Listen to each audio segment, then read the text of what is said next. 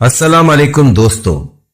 हमको अक्सर लोग कहते हैं कि हम हॉरर स्टोरीज बड़े शौक से सुनते हैं, लेकिन हमारे साथ कभी कोई ऐसा वाकया नहीं हुआ और ना ही हमारे घराने को कभी कोई ऐसा तजर्बा हुआ। मैं तो कहता हूं वो खुशकिस्मत है, वो नहीं जानते, बस जिस पर गुजरती है वही जानता है। कोई दूसरा उसकी हौलनाकी का अंदाजा भी नहीं कर सकता। मैं आप लोगों को बताता चलूं, एक हकीकत यह भी है, जिन्नात से कहीं ज्यादा खौफनाक इंसान है। मेरी इस बात पर यकीन आपको यह कहानी सुनकर आएगा। ये कहानी सक्खर के एक रिहायशी लियाकत की है, जो उसके एक दोस्त ने हमसे शेयर की है। लियाकत का आबाई गांव सक्खर के करीब है। लियाकत के ज्यादातर रिश्तेदार आसपास ही रिहाइश पजीर थे। उसने इब्तिदाई तालीम वहीं से हासिल की। लियाकत और शराफत ये दो भाई थे। शराफत मेडिकल की पढ़ाई के लिए हैदराबाद में रिहाइश पजीर था, घर कम ही आया करता था, और लियाकत बहुत नर्म मिजाज और मिलनसार था। खास बात यह थी, वो शक्ल सूरत में भी खासा खूबसूरत था, लेकिन तबीयत में बहुत आजिज़ी थी। उसकी इन्हीं खसूसियात की वजह से पूरा गांव उसको पसंद करता था। उसको भी तालीम हासिल करने का बहुत शौक था। तालीम मुकम्मल करने के बाद वो गवर्नमेंट स्कूल में टीचर लग गया। एक भाई डॉक्टर बन रहा था, एक टीचर था। अब उनकी वालदा रुकैया बीवी को उनकी शादी की धुन सवार हो गई।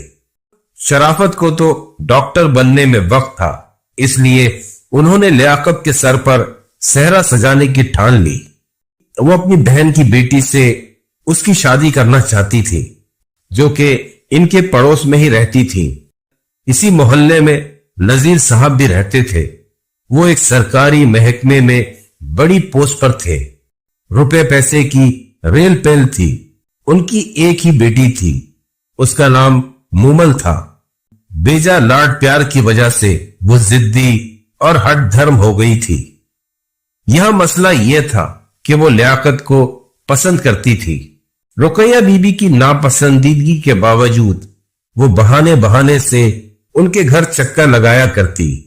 उसको जब पता चला कि लियाकत के लिए लड़की देखी जा रही है, तो उसने अपने वालिदैन से साफ कह दिया कि मैं लियाकत से शादी करना चाहती हूं, आप उनसे मेरी बात चलाएं।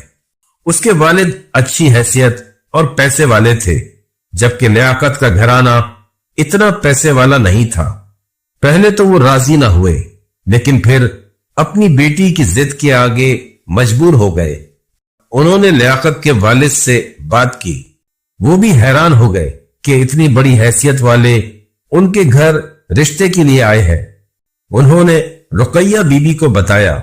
वो तो वैसे ही उसको सख्त नापसंद करती थी।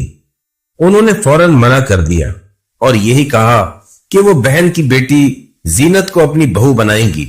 वो बच्ची बहुत प्यारी है, उसने सारा घर संभाला हुआ है, और खास बात ये कि वो तहज्जुद गुजार बच्ची है।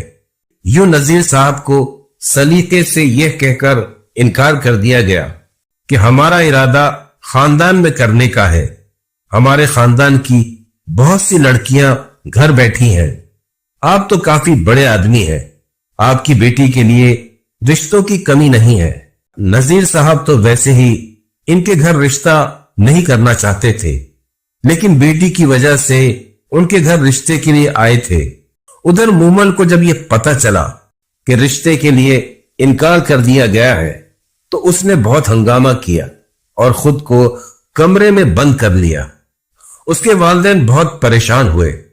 उनको उसकी जिद्दी तबीयत का पता था कि यह लड़की कुछ भी कर सकती है और किसी भी हद तक जा सकती है। उधर लियाकत और जीनत की बात पक्की हो गई। दोनों घरों में खुशी की लहर दौड़ गई। शादी के लिए उसी महीने की तारीख तय हुई और तैयारियां जोरों शोर से शुरू हो गई। मूमल तक भी ये खबर पहुंच गई। उसको यकीन नहीं आ रहा था कि उसको मुस्तरद करके उसकी जगह जीनत के लिए रिश्ता कबूल किया गया है। उसके वालिदैन बदस्तूर परेशान थे। मोमन की एक बचपन की सहेली फरीदा थी। والدہ نے उसको बुलाया कि इसको समझाओ, इसके लिए रिश्तों की कमी थोड़ी है, इस ख्याल को छोड़ दे। फरीदा जो कि मूमल की रग रग से वाकिफ थी, उसको अच्छे से पता था कि मूमल जब जिद पर आ जाए तो उसको पूरा करके छोड़ती है। वो भी परेशान हो गई। उसको मूमल बहुत अजीज थी। उसने सोचा कि इसका एक ही हल है। उसकी एक सहेली ने बताया था कि सक्कर शहर में एक मशहूर आमिल रहता है। वो हर तरह के मसलों को हल करता है, किसी की शादी करवानी हो, किसी का रिश्ता तोड़वाना हो। उसने सोचा सिर्फ यही रास्ता है मूमल को बचाने का। उसको यकीन था कि अगर मूमल की शादी लियाकत से ना हुई तो ये कुछ भी कर सकती है। फरीदा का कजन जमाल जो कि उसका मंगेतर भी था, वो काफी तेज और समझदार बंदा था। फरीदा ने उससे बात की। पहले तो उसने मना किया कि ये काम ना करो, ये गलत है, लेकिन फरीदा ने उसको मजबूर किया कि उसको ये काम करना होगा। जमाल ने उस आमिल के बारे में मालूमात ली तो उसको पता चला कि वो उस काम में बहुत माहिर है। उसकी शोहरत दूर दूर तक फैली हुई थी। वो उस आमिल के पास गया और उसको मसला बताया तो उसने कहा काम हो जाएगा, लेकिन 5 लाख खर्चा आएगा।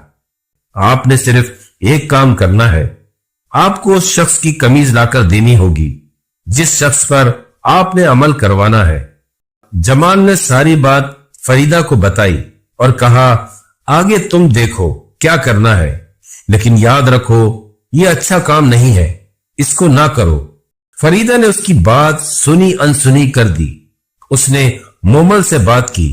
मोमल का जवाब वही था। उसने कहा मुझे हर हाल में लियाकत चाहिए, चाहे कुछ भी हो जाए, तुम मेरा ये काम करा दो। फरीदा को क्या एतराज हो सकता था। मोमल उसके लिए तगड़ी आसामी थी। वो चाहती थी कि मोमल जमाल को कोई कारोबार करा दे। उसके लिए उसे राम करना था। ये अच्छा मौका था। अब असल मसला कपड़ा लाने का था, जो कि जाहिर सी बात है आसान काम नहीं था। मोमल ने इस बारे में बहुत सोचा और उसके अगले ही दिन उसने फरीदा को कहा चलो जीनत के घर चलते हैं। फरीदा को खटका था, पता नहीं उनका जाना मुनासिब है भी कि नहीं, लेकिन मूमल के आगे उसकी कहां चलती थी। उसके मना करने पर मूमल ने यही कहा था उसको मंगनी की मुबारकबाद देंगे। मूमल और जीनत ने प्राइमरी की तालीम एक ही स्कूल से हासिल की थी। उनकी अच्छे से वाकफियत जरूर थी, लेकिन इसको दोस्ती नहीं कहेंगे। खैर ये दोनों उसके घर पहुंचे। जीनत बड़े तपाक से मिली। जीनत को हैरत भी हुई, आज ये कैसे मिलने आ गई। अम्मा तो अब्बा के साथ बाजार गई हुई थी। वो इन लोगों को अपने कमरे में ले गई। मूमल ने यही कहा कि हम मुबारकबाद देने आए हैं। जीनत ने छोटी बहन सलमा को चाय लाने को कहा और उनसे बातें करने लगी। मूमल ने अचानक अपना सर पकड़ लिया। जीनत फौरन फिक्रमंदी से उठकर आई। क्या हुआ मूमल, तुम ठीक हो? इसके सवाल पर अपना सर पकड़े मूमल ने यही कहा मेरे सर में बहुत दर्द हो रहा है, क्या तुम्हारे पास कोई दवाई होगी? जीनत फौरन बोली तुम परेशान ना हो, मैं अभी दवा लाकर देती हूं, तुम्हारा सर दर्द फौरन गायब हो जाएगा। ये कहकर वो कमरे से निकल गई। मूमल ने तेजी से उठकर सामने ही खूंटी पर टंगी वो नीले रंग की कमीज उठा ली और अपनी चादर में छुपा ली। फरीदा अब समझ गई मूमल क्या करना चाहती है। जीनत दवाई और पानी लाई जो उसने मूमल को खिलाना चाहा, लेकिन मूमल ने कहा मैं घर जाकर खा लूंगी। ये कहकर दोनों वहां से तेजी से निकल गए। मूमल बहुत खुशी में कहने लगी अब देखती हूं लियाकत की इससे कैसे शादी होती है। लेकिन फरीदा कुछ चुप थी। उसको लग रहा था कि मूमल लियाकत को काबू में करने के लिए अमल करवाएगी, लेकिन यूं जीनत पर अमल कराने से तो उसकी जिंदगी खराब हो जाएगी। ये बात वो मूमल से चाह कर भी नहीं कह पाई। उसने वो कमीज और पैसे फरीदा को दिए कि ये आमिल तक पहुंचवा दो। उसने वैसा ही किया जैसा मूमल ने कहा था। उधर लियाकत और जीनत की शादी की तैयारियां उरूज पर थीं। अब सिर्फ कुछ दिन ही रह गए थे। दोनों घरानों में जश्न का समा था। ये उनके घरों की पहली शादी थी। सब बहुत पुरजोश थे। ठीक एक हफ्ते बाद एक ऐसा वाकया हुआ कि इन घरानों के पैरों तले जमीन निकल गई। जीनत की अम्मा मगरिब की नमाज से फारिग हुई। उन्होंने जीनत को आवाज लगाई, बेटा चाय तो बना दो। वो जाए नमाज रखने अपने कमरे में गई और सहन में आकर जीनत के अब्बा से बातें करने लग गई। काफी देर हो गई थी। जीनत को आवाज लगाए, वो अभी तक ना आई। उनको फिक्र हुई, जीनत तो कभी ऐसा नहीं करती, कहीं उसकी तबीयत खराब तो नहीं, मैं उसको देख कर आती हूं। यही सोचकर वो उसके कमरे में पहुंची तो कमरा खाली था। वो परेशान होकर बाहर आई और जीनत के अब्बा से कहा कि जीनत कमरे में नहीं है। अब्बा मुतमईन थे, कहां जाएगी, घर में नहीं है तो नादरा के पास गई होगी। नादरा उनकी पड़ोसी थी। वो मुझे बताए बगैर तो कहीं नहीं जाती। अम्मा फौरन बोली, तुम किसी को भेजो, वो देख कर आए। उन्होंने फौरन दूसरे कमरे में पढ़ाई करती सलमा को बुलाया।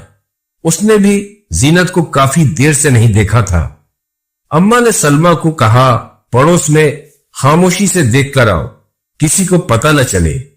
उनको अंदेशे हो रहे थे, दिल घबरा रहा था। लड़की का मामला था, किससे पूछे, किससे बात करे। मसला यह था, जीनत गई तो कहां गई।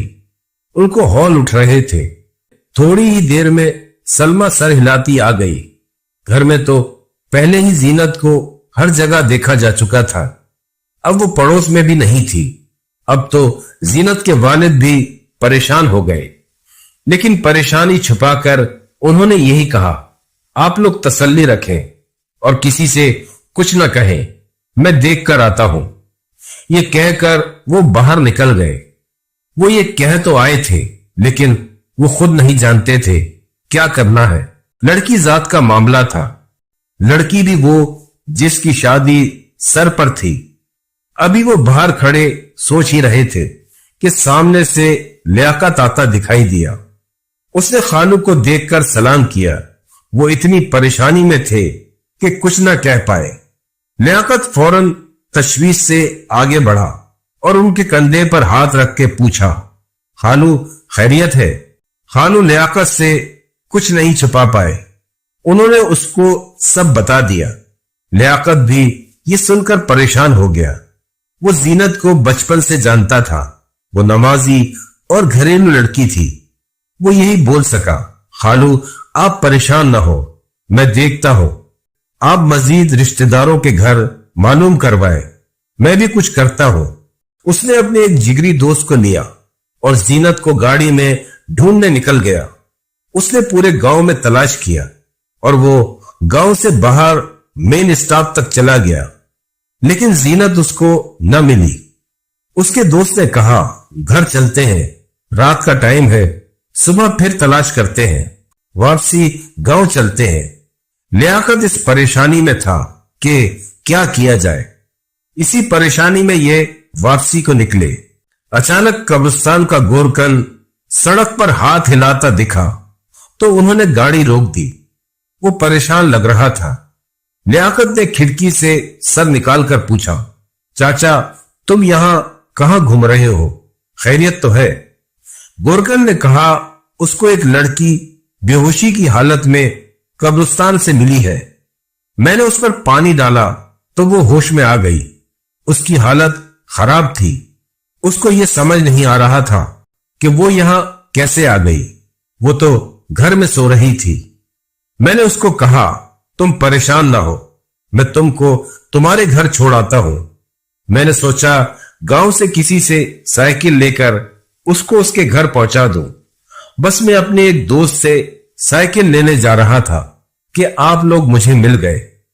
उसकी ये बात सुनकर लियाकत को झटका लगा, कहीं ये जीनत तो नहीं। वो फौरन गाड़ी से उतरा। اس نے گورکن کو کہا, چاچا تم مجھے اس کے پاس لے چلو. جب وہ گورکن کے ساتھ اس کے گھر پہنچے جو کہ قبرستان کے ساتھ ہی تھا, وہ زینت ہی تھی جو ایسے گمسم بیٹھی تھی جیسے اس کو دنیا سے کوئی غرض ہی نہ ہو. گورکن کی بیوی اس کو سہارا دے کر بیٹھی ہوئی تھی. لیاقت کا اس کا نام پکارنے پر بھی وہ نہیں چوکی. لیاقت کو آگے بڑھ کر اس کو جھنجھوڑنا پڑا تو وہ کچھ ہوش میں آئی. وہ پوچھ رہا تھا, تم یہاں کیسے آئی ہو زینت؟ بس وہ اتنا ہی بولی, مجھے نہیں پتا, مجھے گھر جانا ہے, بس آپ مجھے گھر لے چلے. اس کو گاڑی میں بٹھا کر انہوں نے گھر کا رخ کیا. اس کو یہ بات سمجھ نہیں آ رہی تھی کہ قبرستان تو گاؤں سے 2 کلومیٹر دور ہے, یہ یہاں کیسے آ گئی. اس نے اپنے دوست کو کہا, گاڑی خالہ کے گھر سے تھوڑا دور روکنا, اس معاملے کا اگر باہر کے لوگوں کو پتہ چلا تو باتیں بنیں گی. اس کے دوست نے لیاقت کی ہدایت پر عمل کرتے ہوئے گاڑی اندھیری جگہ پر روکی. گاڑی رکتے ہی زینت گاڑی سے اتر کر بھاگ گئی. لیاقت تو بس اس کو روکتا رہ گیا. یہ جو کچھ ہو رہا تھا اس کی بھی سمجھ سے باہر تھا. ادھر خالہ نے جب زینت کو دیکھا تو ان کی جان میں جان آئی. انہوں نے تو زینت کو فوراً گلے لگا لیا اور رونا شروع کر دیا. لیاقت جب گھر میں داخل ہوا تو خالہ اس کو گلے لگائے رو رہی تھی. لیاقت نے کہا, خالہ آپ پریشان نہ ہو, زینت صحیح سلامت ہے.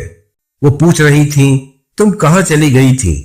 وہ یہی بول رہی تھی, میں تو کمرے میں سو رہی تھی. اسی جملے کی وہ تکرار کیے جا رہی تھی. اس کے کپڑوں پر لگی مٹی, اس کے چہرے پر ویرانی دیکھ کر لیاقت کو اس پر ترس آنے لگا. اس نے سلمہ کو کہا, بہن کو اندر لے جاؤ.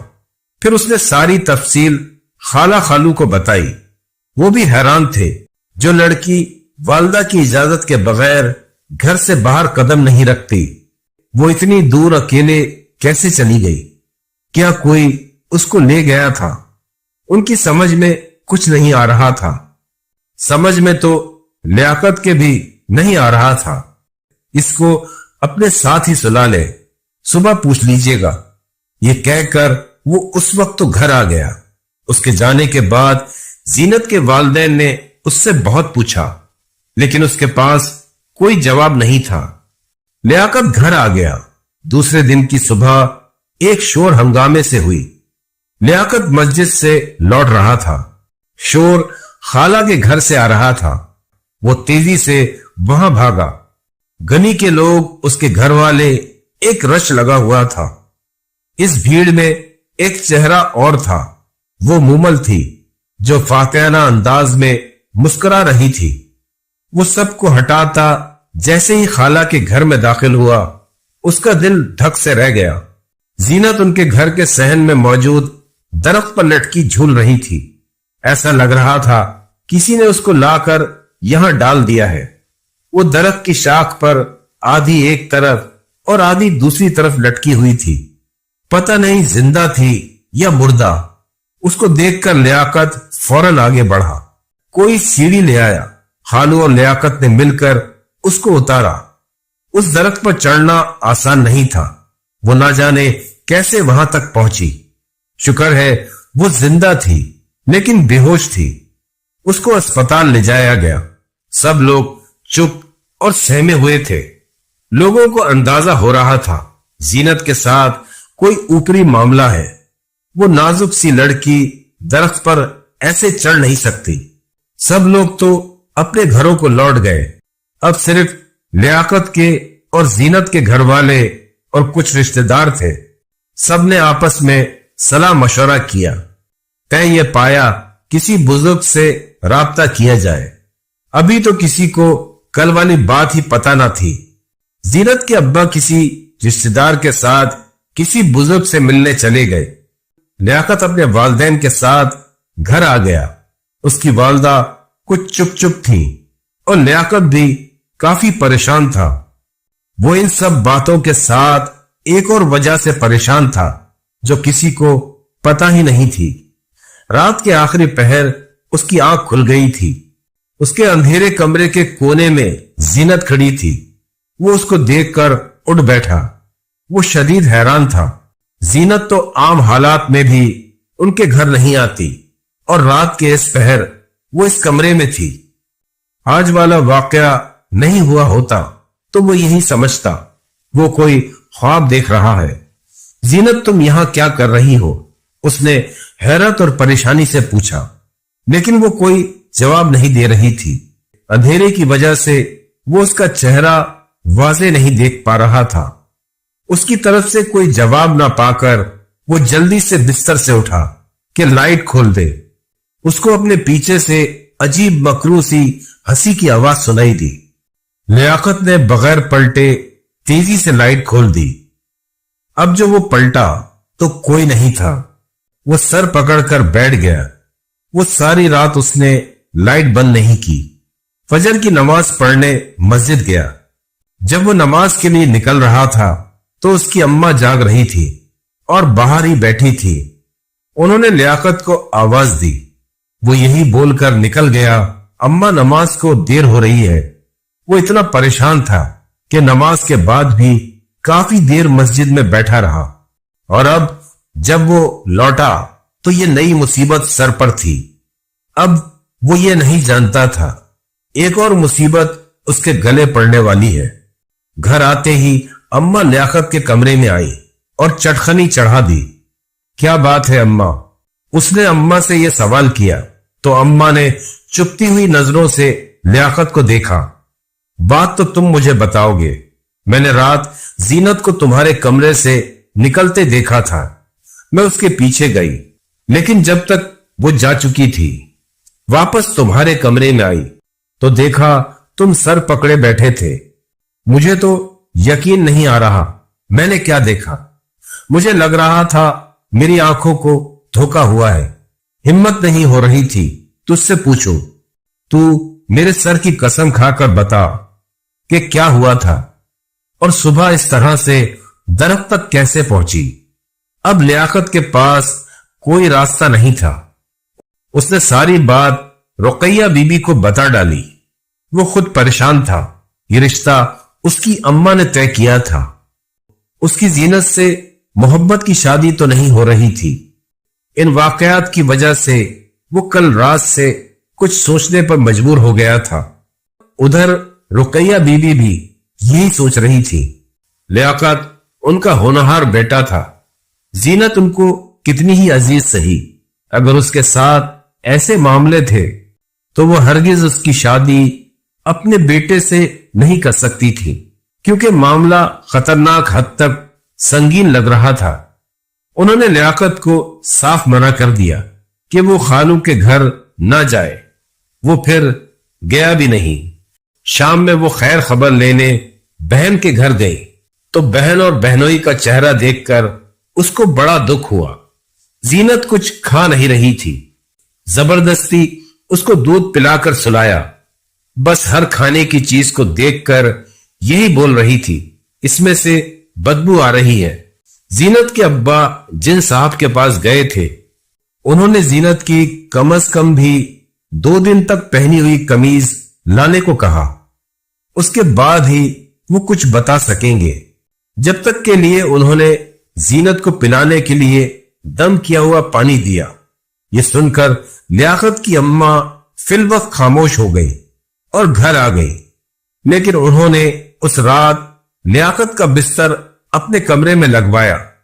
وہ رات تو بخیر و عافیت گزر گئی، لیکن صبح اذانوں سے پہلے انتہائی غلیظ بدبو ان دونوں گھروں میں پھیل گئی۔ دونوں ہی گھر کے مکین اس بو سے پریشان ہو کر اڑ گئے۔ زینت تو اتنی نڈھال ہو چکی تھی کہ وہ بے خبر سو رہی تھی۔ وہ نہیں اٹھی۔ 2 گھنٹے بعد جا کر اس بدبو کا اثر کم ہوا۔ شادی کی ساری تیاریاں رک چکی تھی۔